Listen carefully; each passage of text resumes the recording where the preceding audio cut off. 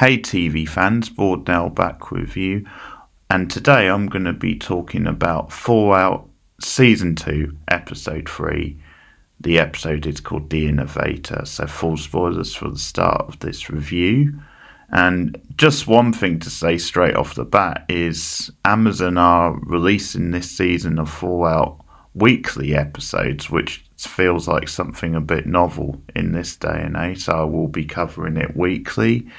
And this moves on to Game 2, which is the Las Vegas game. So a lot of the big core action is set in Las Vegas this season.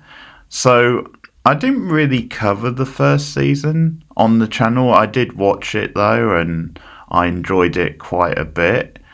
There is a video of me and someone else talking about it for a few minutes, and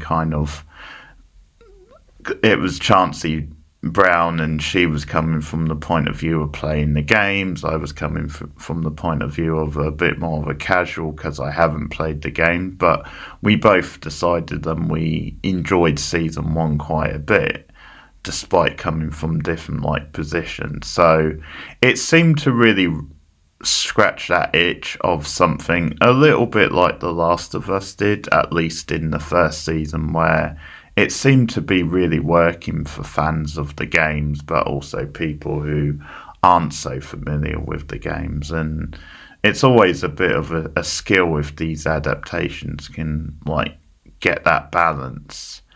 And I think, just to say, one of the things that I really enjoyed about Fallout Season 1 was, I think it wasn't afraid to be quite sort of wacky and quirky, and you definitely had this quite dark post-apocalyptic landscape and feeling to things, and there were scenes that were pretty tense and some dark themes, but it wasn't really afraid to play with that and to go to ridiculous places, but still things that seemed to work within the world. It never really felt like it was stepping outside of the world it had set up and things like that. But there was just something of a pulpy, dark sense of humour about it, which I appreciated. It feels like it added something a little bit different and gave it a little bit of a vibe compared to a lot of post-apocalyptic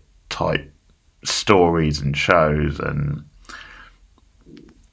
it also fit, I think, partly if you're coming from this thinking about the games and the fact that the games have a lot of action, I'm guessing, but also a lot of quite colourful, eccentric characters, and from that point of view it maybe felt quite different from something like The Last of Us, which is obviously trying to be a bit more grounded. So the setup for this season, as I said, it's set in Vegas, and the innovator of the title of this episode, I'm assuming, is meant to be the Justin Theroux character, who's a new addition this season. He plays this politician called Robert House, who basically runs Vegas, and we see in the early scene then he's using all this high tech to do it. Then he is implanting people with robot tech and using them to run, I mean, not only Vegas, but maybe wider America as well. And that he has this massive sort of influence on politics and on the world in general, potentially anyway. And he is running Vegas in that very scary type fashion. And the cowboy, played by Walter Goggins, or I think, is it Howard, his real name? But anyway, the cowboy, as I'll call him, he has knowledge of this. We see in flashbacks that he experienced this in the past and what was happening. And one of the things we see in one of the flashbacks this episode is then he is asked at one point to get close to Robert House and to befriend him and almost spy on him, because this character who he meets with is concerned that, hey, this guy has got access to nuclear weapons, and he's the sort of quite trigger happy person who maybe isn't afraid to set them off, to press the red button. So at first he's reluctant because he's got a family and everything, but it seems that by the end of the episode he has been talked into it. So anyway, the cowboy has had dealings with Robert House in the past, so he has knowledge of what he's been doing in Vegas. And we're clearly going to see more of those flashbacks as the season goes on. But now him and Lucy are a pair in this season because she helps to save him from a gang who have strung him up, and she needs his help really to try and track down her father because she knows how capable the cowboy was or is. So they strike up a pairing where they kind of got their own interests, and it's in their interest to work together. So now they're heading towards Vegas, where the father, played by Kyle MacLachlan, is, and Lucy at one point asks, well, what does he want in Vegas? And that's kind of a question which is going to be running throughout the season by the looks of it. So that is kind of the main focus of the episode. We also get a little bit of in the vaults and what's happening with those characters and some of the anxiety. So I think it's a really strong start overall. It's really a confident start. I do like this new dynamic with the cowboy and with Lucy. Like, that's just a pair and we didn't really get last season. And I think they just have this odd couple thing that works really well, and it's a really good way to change things up and focus. And I think because of some of the flashbacks and some of the history now with the cowboy, is we are starting to see more and more layers to his characters. We are starting to see a little bit more of humanity to his character, where you can sympathise with him outside of what he is quite often as just like the straight up cowboy. And Walter Goggins, I think, plays that really well. And yeah, I think we are really invested in Lucy at this point, and that's something Ella Farrell doesn't maybe get enough credit for how well she plays this character and how well she fits in. It feels like other people maybe get the credit they're due, but I'm not sure if she ever quite does. It just feels like perfect casting to me, because she does bring this more kind of playful naivety to the role, and like it's a little bit wide-eyed, but it's also just the character. Like, it never feels that she's a total pushover. Like, there is a strength to the character, but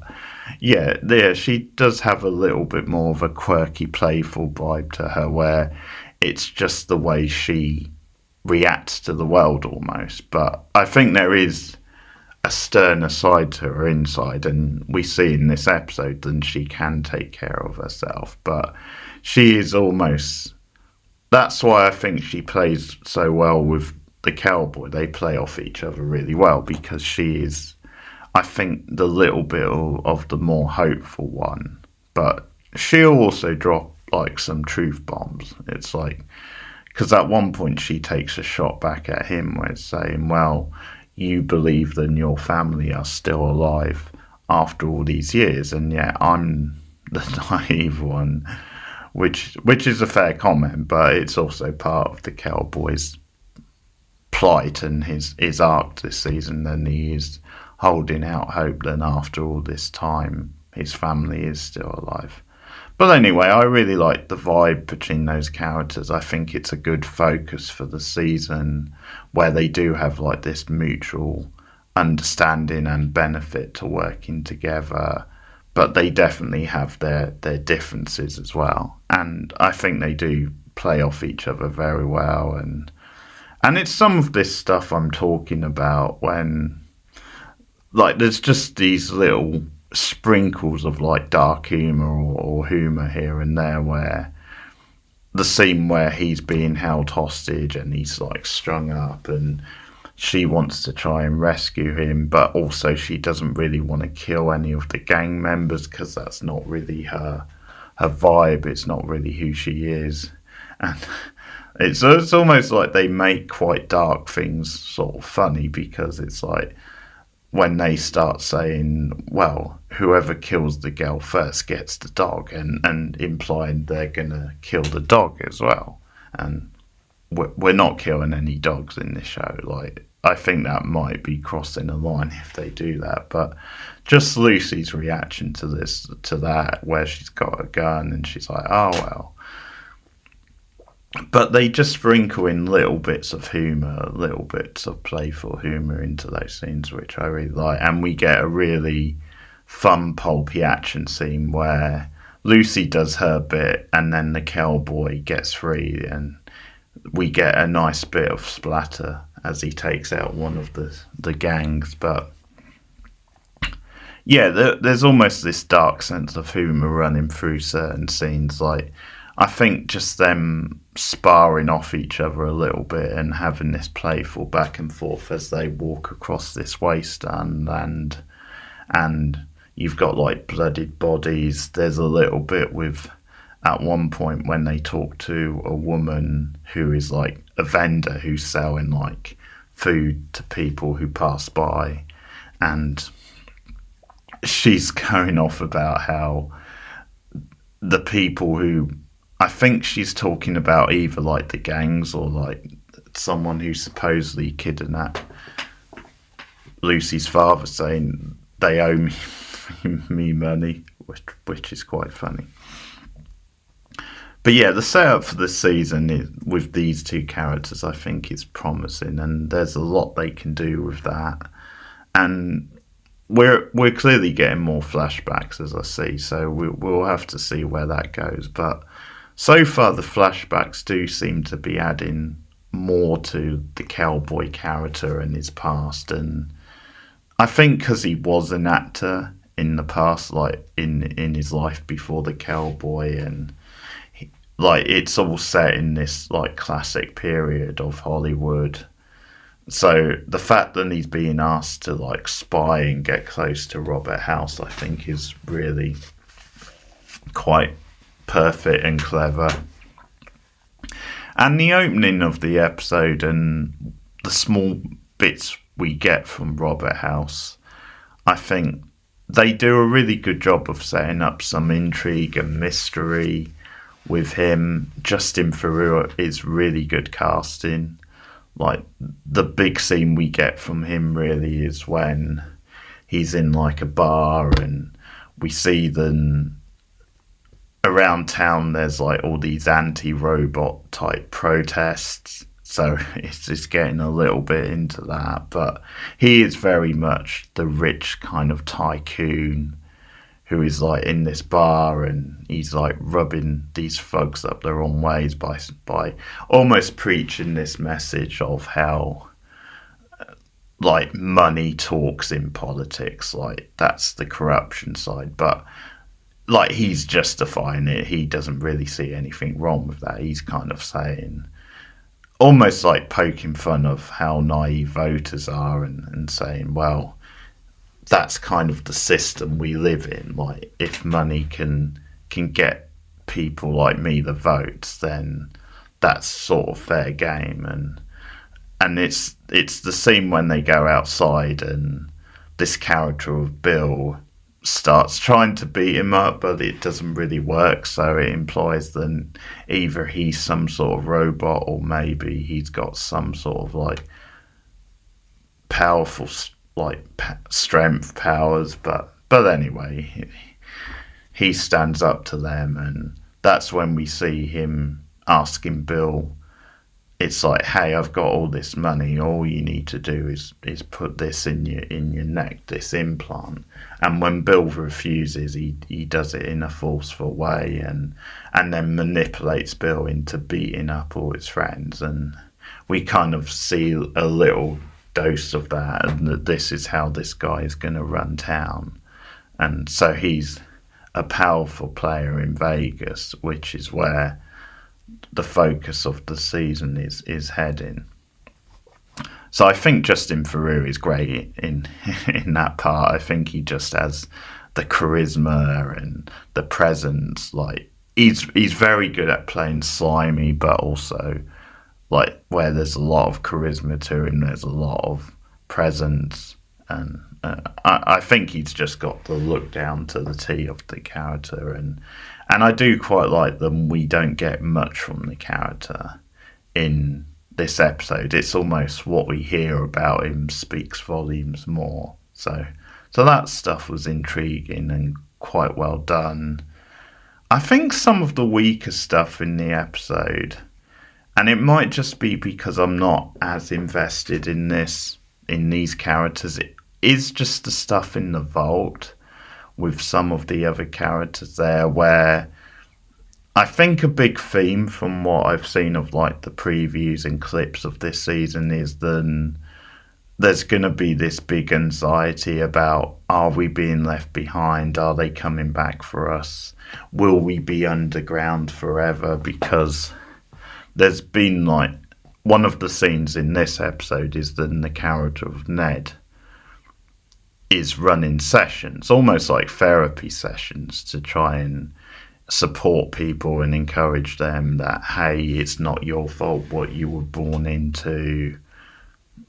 This doesn't have to be forever. You don't have to let it like dictate your life, and sort of that kind of thing. There's also a subplot with another character where he's been on some sort of a hunger strike, and like he's down in the basement with like these machines, these robots, and they're almost like teasing him about you're not going to get out of here. There's no hope for you. And by the end of the episode, he's like turned the tables on them, like because he stands up to the robot and releases all these things in like quite cryogenic chambers. So that's kind of the big pay up to that stuff. Then he finally stands up to them. But I don't know. I'm willing to see where it leads. It's probably just because I'm naturally not as invested in those characters as like I am with Lucy and with the cowboy and with the whole thing around Lucy's dad and certain other things. You know, like Robert House seems like he's a promising villain for this season, but like it's fine what we get. Like there's some quirky humour in there, and I can see that it's more world building. It maybe just feels that maybe second season along you don't need so much from people in the vault. Like you don't need so much subplots and other stuff going on, but like I'm willing to see where it goes. I mean, it's not the worst thing in the world. It's not something I'm going to necessarily dismiss after one episode, but it's just something where I was a little less intrigued or into that stuff than I was the stuff with the main characters.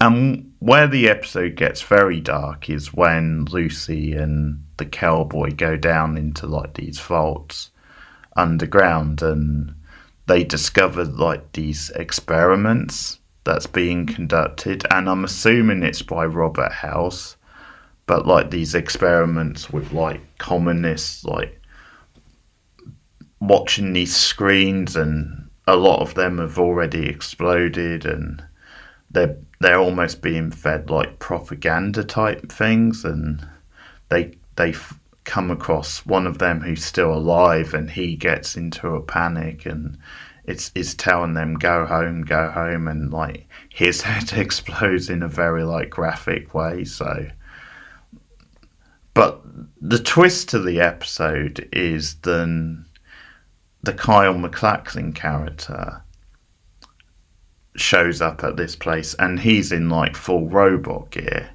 and he comes to this place. So he's obviously ahead of them. So we've seen that as a setup, and then he shows up obviously later or before them. So that's kind of the intrigue of the episode. Then he seems to be a part of this. He seems to be working as part of these experiments.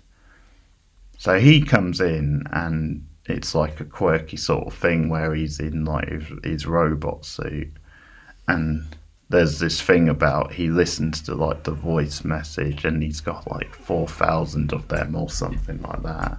It's like, okay, let's get to work. And you see him changed into his business suit, and it's a whole, like, they really play with music in this show, like very quirky sort of type music. But yeah, it seems like he's for some reason involved in these experiments as well. Like, he leaves a message at one point where he's talking about getting a promotion. He's talking about carrying on the experiments and completing the work, and he's saying to whoever he's leaving the message for, maybe Robert House, maybe someone else, but whoever it is, he's putting it as like, when I'm done, you'll have no choice but to give me that promotion. And so it's a really intriguing like end to the episode where it does like a complete 160 of what you're assuming. Like, you're assuming that he's being held captured before, or then at least he's on the good side. Like, he's come to Vegas for whatever reason, but then you're assuming he's very much on the good side. And obviously he may well be. We don't know exactly yet where it's going. But whatever the case, he does seem to have an interest in these experiments, and for whatever reason does seem to be dabbling in the other side. Like, I'm assuming it's not going to be as straightforward as that, but yeah, definitely Kyle MacLachlan, I think, is really good in this role. Like, he really is very good at playing like these mysterious type figures where you're not quite sure how to take him, but he definitely has a certain quirky charisma to him as well. So that was a really strong way to end the episode, a really intriguing way where for a lot of the episode it maybe had played quite straightforward in many ways, and we kind of knew where we were going up to a point. You got some world building in there, but yeah, then to flip it around like that at the end of the episode, I thought was really, really intriguing and really fun. So yeah, I think apart from some of the stuff down in the vault where the episode dragged a little bit, like, overall, I'm into it so far. I think it's a confident start to season 2. You've obviously got a change of location this season, which I don't think is going to affect the tone really that much. It still feels like the classic Fallout world where it's doing certain things than season 1 did, where it's got a certain use of music, which is like maybe certain music cues and things like that, where it's giving like a certain vibe to it, and still seems to have like a similar like sense of humor. So it's sort of interesting how it still feels very much like Fallout, even though we're switching locations, and it's sort of adapted quite nicely. So I would say a confident start to season 2 and an intriguing start, and I think so far what it's setting up and the way it's changing things is probably like a positive sort of switch up, where it's like, okay, I'm definitely interested in seeing where this leads. So yeah, there you have it. That's Fallout Season 2, Episode 1, The Innovator. Let me know what you guys think of the episode in the comments below. Like and subscribe as always. Share me out on social media. If you want to support me a little bit monetarily, you can at patreon.com/boardnow. You can also become a channel member at 3 different tiers with a bunch of different perks, and hit that hype button on YouTube, because that helps get me shared out to more eyes as well. But yeah, I'll try and keep on top of these Fallout reviews and do them weekly, hopefully. The Christmas break might break that up a little bit, but I'll try and stay on top of it if I can do. But yeah, thanks everyone, keep watching TV, and I'll see you guys soon. Bye. I'm looking for someone. Common story around here. Someone you care about or someone you hate? Oh, what a great question. What say you, Miss McLean?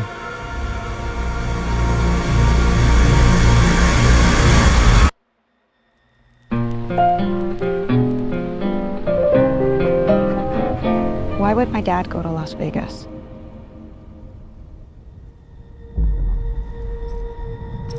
You want to know why the world ended? It started here with one man. It's all over, but the cry. Cooper Howard, star of the silver screen. And no Like yourself, I am the very best at what I do. but And what I do is I know everything.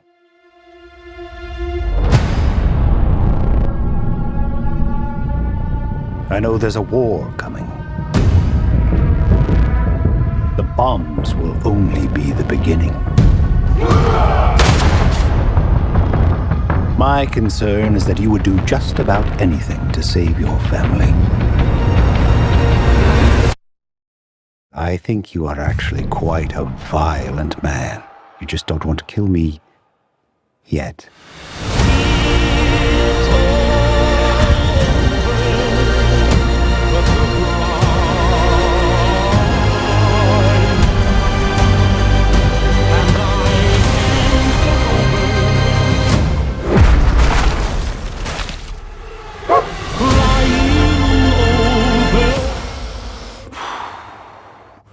Let's get lucky, shall we?